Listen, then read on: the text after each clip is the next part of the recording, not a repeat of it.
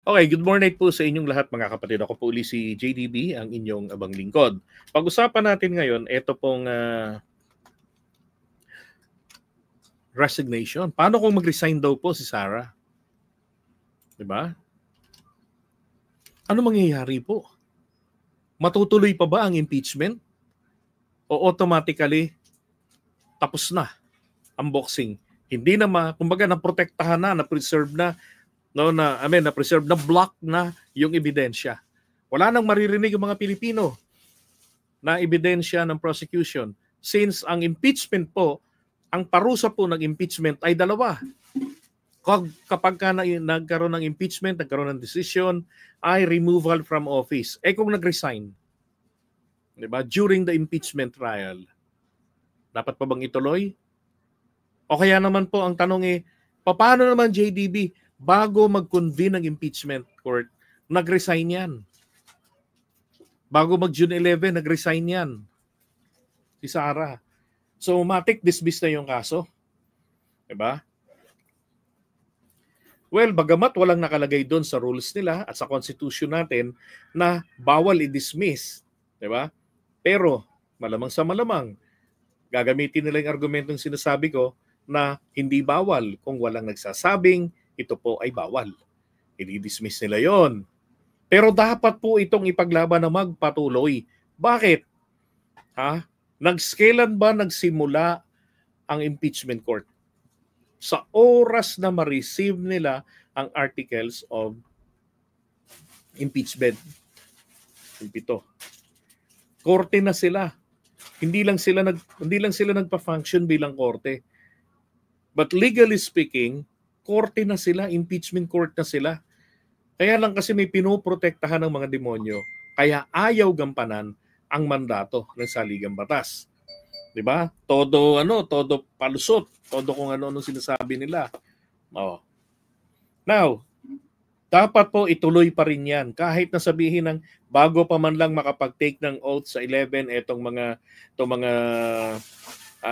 senador, 'di ba? Bago man lang bago magkaroon ng presentation of evidence sa 11, ganun pa rin po. Tuloy pa rin po dapat ang impeachment. Hindi na dadalo si Sarah, tuloy pa rin po yan. Pupunta ng Korte Suprema, sasabihin, umaabuso po ang impeachment. Nililitis ako, trial by absentia. Kasi nag-resign na ako. Dapat tuloy pa rin yon. Bakit? Titignan ng Korte Suprema, meron bang grave abuse of power or discretion? Diba? Yun lang man ang titignan ng Korte Suprema doon hindi naman pwedeng kayanin ng Korte Supremang ipakulong yung mga senador natin. Diba?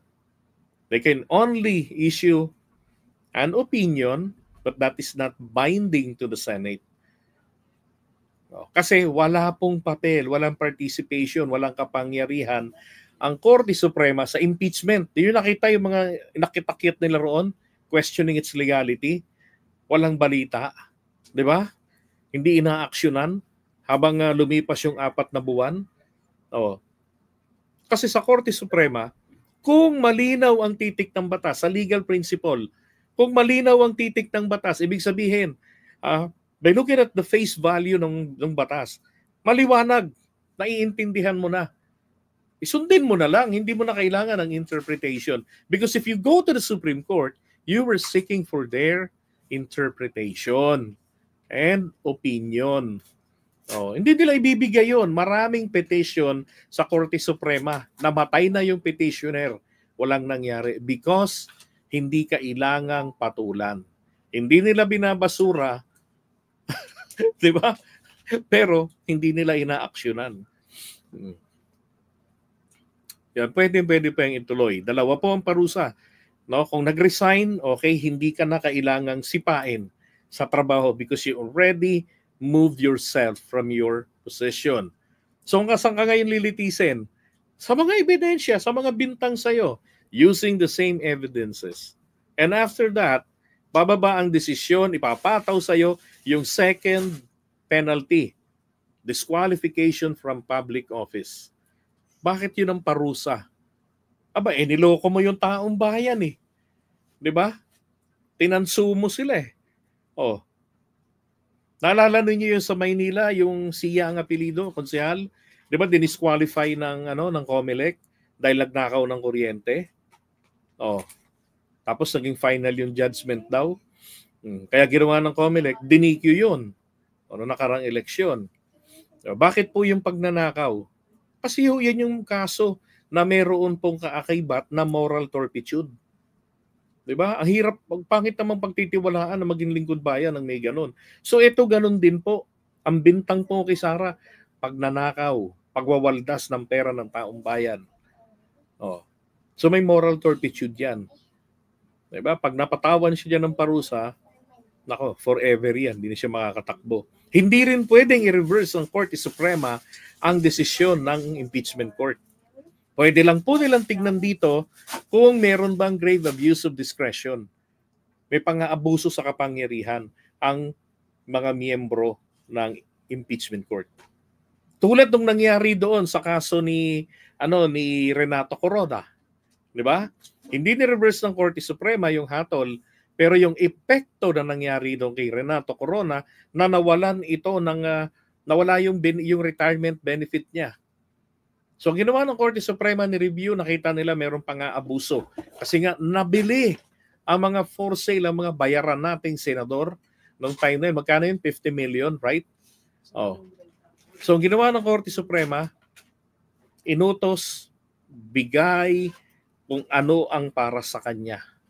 Nasira man ang pangalan niya, na-impeachment siya, pero lahat ng benefits niya, retirement package niya, balik sa kanya. Patay na si Renato Corona, pero na-enjoy ng misis niya yun. Nakuha yun. So, kasi hindi lang nila kayang gawin, i-review ang desisyon ng mga senador ng impeachment court. Pero pagdating doon sa ibang aspeto ng mga pang-aabuso, pwede po nilang pakialaman. Kasi sila ang final arbiter. Right? So kahit mag-resign si Sara, tuloy dapat. Pag hindi na naman po tinuloy, tandaan nyo na, ilista nyo na ang mga pagmumukha nila, lalo yung mga magsusulong ng pag-dismiss at yung hindi mga tututol kasi sila po yung mga salaring hindi dapat nasa Senado. Magkaroon po tayo ng paglilinis sa Senado sa 2028.